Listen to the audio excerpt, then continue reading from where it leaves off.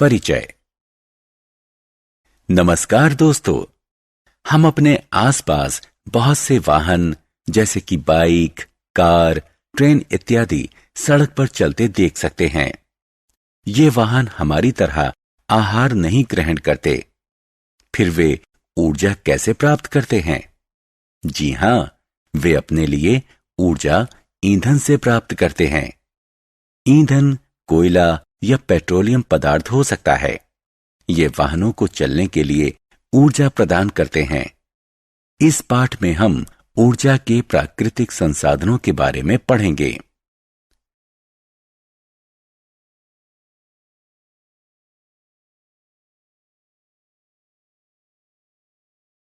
उद्देश्य।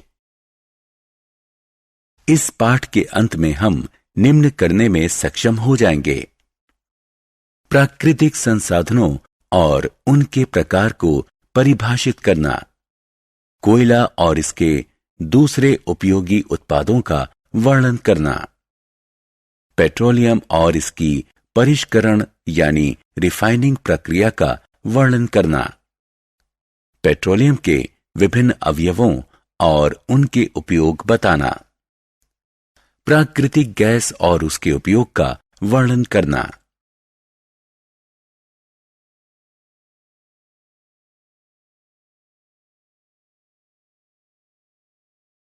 प्राकृतिक संसाधनों का परिचय। अनुज, तुम क्या कर रहे हो? विनय, मैं पटरियों पर दौड़ती ट्रेन देख रहा हूं। मुझे यह बहुत अच्छा लगता है। कुछ ट्रेनें बहुत तेज चलती हैं, जबकि कुछ धीमी चलती हैं। लेकिन मैंने कई बार देखा है कि कुछ ट्रेनें ढेर सारा धुआं छोड़ती हैं और कुछ धुआं नहीं छोड़ती। तुम सही कह रहे हो, क्योंकि कुछ ट्रेन इंजनों में ऊर्जा का स्रोत कोयला होता है और कुछ में डीजल। आजकल विद्युत इंजन का भी पूरी दुनिया में बहुत प्रयोग हो रहा है। बच्चों, हम जानते हैं कि संसाधन दो प्रकार के होते हैं: प्राकृतिक और मानव निर्मित।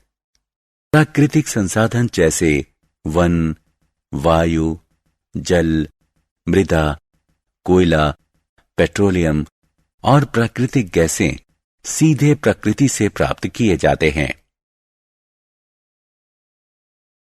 प्राकृतिक संसाधनों के प्रकार। प्राकृतिक संसाधनों को सामान्य तौर पर दो भागों में विभाजित किया जा सकता है: अक्षय प्राकृतिक संसाधन और समाप्त होने वाले यानी क्षय प्राकृतिक संसाधन। अक्षय प्राकृतिक संसाधन प्रकृति में असीमित मात्रा में उपस्थित हैं और मानवीय क्रियाकलापों से समाप्त होने वाले नहीं हैं। उदाहरण: सूर्य का प्रकाश, वायु। दूसरी तरफ समाप्त होने वाले यानी क्षय प्राकृतिक संसाधन की मात्रा सीमित है। ये मानवीय क्रियाकलापों द्वारा समाप्त हो सकते हैं। इन संसाधनों के उदाहरण हैं वन, वन्यजीव, खनिज, कोयला, पेट्रोलियम, प्राकृतिक गैस आदि। क्या आप जानते हैं कि कुछ समाप्त होने वाले प्राकृतिक संसाधनों जैसे कोयला, प्राकृतिक गैस और पेट्रोलियम का निर्माण सजीवों के मृत अवशेषों यानी जीवाश्म से होता है, इसलिए इन्हें जीवाश्म ईंधन भी कहते हैं। कोयला। आइए अब इन जीवाश्म ईंधनों के बारे में विस्तार से जानें। आइए कोयला से शुरू करते हैं। आपने अपने आसपास कोयला देखा होगा। यह कठोर और काले रंग का होता है।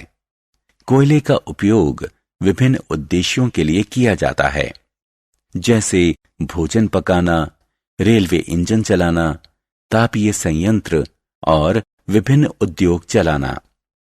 वायु में गर्म करने पर कोयला जलता है और कार्बन डाइऑक्साइड गैस उत्पन्न करता है। आपको यह जानकर आश्चर्य होगा कि कोयले के उपयोगी उपोत्पाद जैसे कोक, कोलतार और कोयला गैस सीधे कोयले से प्राप्त होते हैं। क्या आप जानते हैं कि ये उपोत्पाद हमारे लिए क्यों उपयोगी हैं? आइए इसकी उपयोगिताओं के बारे में अगली स्क्रीन पर जानें। कोयले के उपयोगी उत्पाद। आइए सबसे पहले कोक के बारे में जानते हैं। कोक कठोर, सरंध्र और काला पदार्थ होता है। इसका मुख्य उपयोग इस्पात के औद्योगिक निर्माण और विभिन्न धातुओं के निष्कर्षण में किया जाता है। कोलतार अप्रिय गंध वाला एक काला गाढ़ा द्रव होता है। इसका उपयोग संश्लेषित रंग, औषधि, विस्फोटक, सुगंध, प्लास्टिक, पेंट, फोटोग्राफिक सामग्री, छत निर्माण सामग्री आदि के औद्योगिक निर्माण में होता है। कोयले से कोक बनाते समय कोयला गैस प्राप्त होती है। यह कोयला प्राक्रमण संयंत्रों के निकट स्थापित बहुत से उद्योगों में ईंधन के रूप में उपयोग की जाती है। पेट्रोलियम। दोस्तों, मुझे पता है कि आप सभी को महंगी कारों और वाहनों का शौक है, लेकिन क्या आप जानते हैं कि वो सड़क पर कैसे चलते हैं? इनमें से ज्यादातर या तो पेट्रोल, डीजल से चलते हैं या फिर संपीड़ित प्राकृतिक गैस यानी सीएनजी द्वारा चलते हैं। पेट्रोल और डीजल एक प्राकृतिक संसाधन से प्राप्त होते हैं जिसे पेट्रोलियम कहते हैं। क्या आप देख सकते हैं कि पेट्रोलियम और प्राकृतिक गैस भंडार जल के स्तर से एक स्तर ऊपर प्राप्त होते हैं। पेट्रोलियम का परिष्करण। दोस्तों, अब हम जानते हैं कि पेट्रोलियम हमारे वाहनों के ईंधन का स्रोत है, लेकिन क्या आप ये भी जानते हैं कि पेट्रोलियम गहरे रंग का तेलीय द्रव है और यह विभिन्न संघटकों जैसे पेट्रोलियम गैस, पेट्रोल, डीजल, मिट्टी का तेल, पैराफिन मोम, स्नेहक तेल और अन्य कई पदार्थों से मिलकर बना होता है। इन सभी घटकों को पृथक करने के प्रक्रम को परिष्करण कहते हैं। यह प्रक्रम पेट्रोलियम परिष्करणी में संपादित किया जाता है। पेट्रोलियम के संघटकों का उपयोग। इस सारणी को देखिए। इसमें पेट्रोलियम के विभिन्न संघटक और इनके उपयोग दिए गए हैं।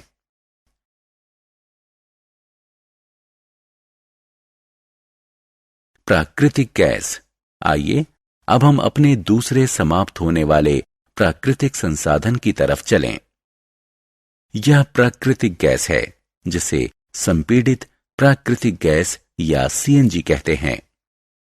इसका भंडारण उच्च दाब पर संपीड़ित प्राकृतिक गैस यानी सीएनजी के रूप में किया जाता है।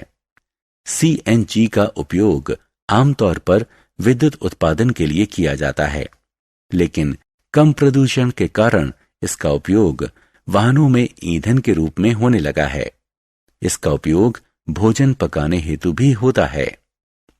प्राकृतिक गैसों का उपयोग विभिन्न रसायनों, खादों और उर्वरकों के औद्योगिक उत्पादन में आधार पदार्थ के रूप में भी किया जाता है। पेट्रोल और डीजल बनाने के उपयोगी सुझाव। दोस्तों, जैसा कि हम जानते हैं कि पेट्रोल और डीजल समाप्त होने वाले प्राकृतिक संसाधन हैं, यानी प्रकृति में इनकी मात्रा सीमित है और एक दिन ये समाप्त हो जाएंगे। अतः इन संसाधनों का प्रयोग करते समय हमें इनका उपयोग करना चाहिए। पेट्रोलियम संरक्षण शोध संघ यानी पीसीआरए द्वारा दिए गए कुछ सुझाव निम्न हैं। हमें यातायात बत्ती या यातायात जाम में वाहन बंद कर देना चाहिए। हमें वाहन एक औसत और नियत गति से चलाना चाहिए। हमें वाहन का नियमित रख रखाव करना चाहिए। हमें टायरों में पर्याप्त हवा रखनी चाहिए। सारांश।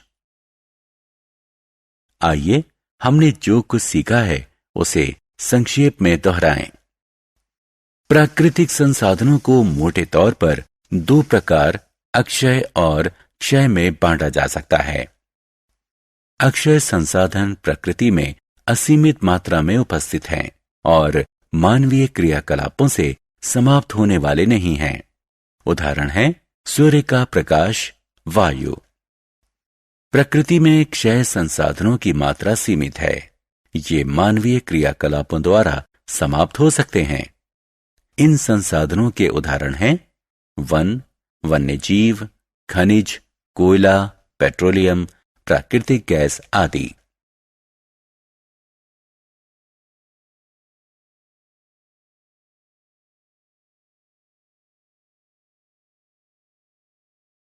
कोयला, पेट्रोलियम और प्राकृतिक गैस को जीवाश्म ईंधन कहते हैं। ये समाप्त होने वाले संसाधन हैं। कोक, कोलतार और कोयला गैस कोयला के उत्पाद हैं।